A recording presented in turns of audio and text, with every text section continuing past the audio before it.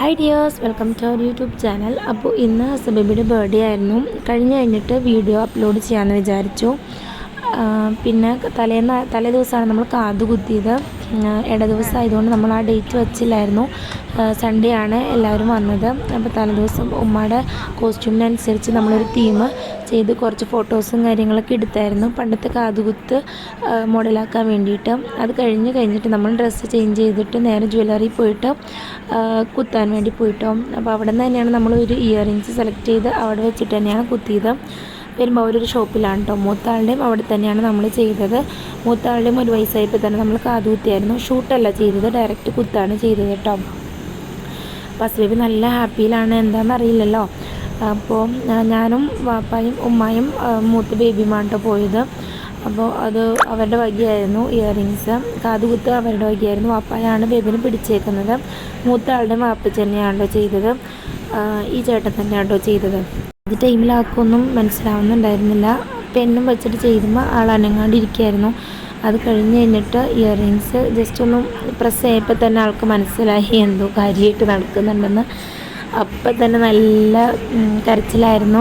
അത് കണ്ടപ്പോൾ തന്നെ ഉമ്മ സൈഡിലേക്ക് മാറിയൊന്നും ഇങ്ങോട്ട് കാണാൻ വന്നില്ല കേട്ടോ. പിന്നെ മൂത്താൾക്ക് മനസ്സിലായിട്ടില്ല, എന്താണെന്ന് ക്ലിക്കായിട്ടില്ല. അതുകൊണ്ട് മൂത്താളും ഉമ്മയുടെ കൂടെ ഇരുന്ന് കളിക്കായിരുന്നു.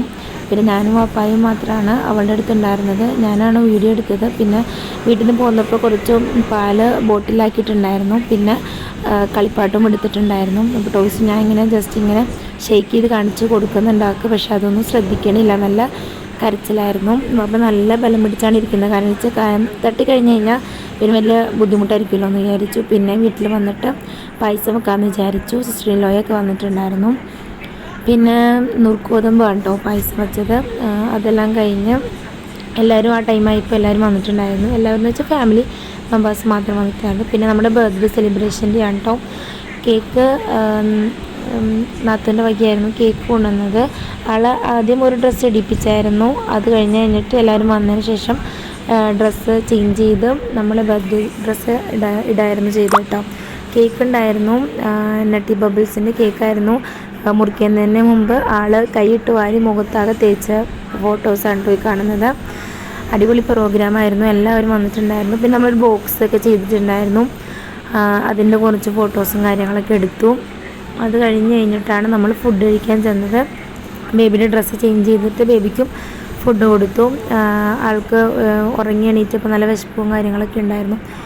അപ്പോൾ കുറേ ഫോട്ടോസൊക്കെ എടുക്കട്ടോ ബോക്സിലും. കാരണം വെച്ചാൽ ഒരു ദിവസത്തെ മൊത്തം കാര്യങ്ങളെടുത്ത്. പിന്നെ ഇത് അമ്മയുടെ കുട്ടിയാണ്, അവനും കുറേ ഫോട്ടോസും എടുത്ത്. പിന്നെ ഒരുപാട് കരച്ചിലായപ്പോൾ നമ്മൾ ബലൂണൊക്കെ കൈ കൊടുത്തു. പിന്നെ അത് കഴിഞ്ഞപ്പോൾ ഉമ്മ വള ഇട്ട് കൊടുത്തു കേട്ടോ. വള വാങ്ങിയിട്ടുണ്ടായിരുന്നു, വള ഇട്ട് കൊടുത്തു. അപ്പോഴും നല്ല കരച്ചിലും കാര്യങ്ങളായിരുന്നു. അപ്പോൾ ഉമ്മ ഇങ്ങനെ ഓരോന്ന് പാട്ടൊക്കെ പാടി കൊടുക്കേണ്ട കരയാതിരിക്കാൻ വേണ്ടിയിട്ട് ഇട്ട് കഴിഞ്ഞപ്പോൾ ആൾക്ക് വലിയ കുഴപ്പമുണ്ടായില്ല. എല്ലാവരും കൈയടിച്ചപ്പോൾ ആൾ ഹാപ്പിയായി.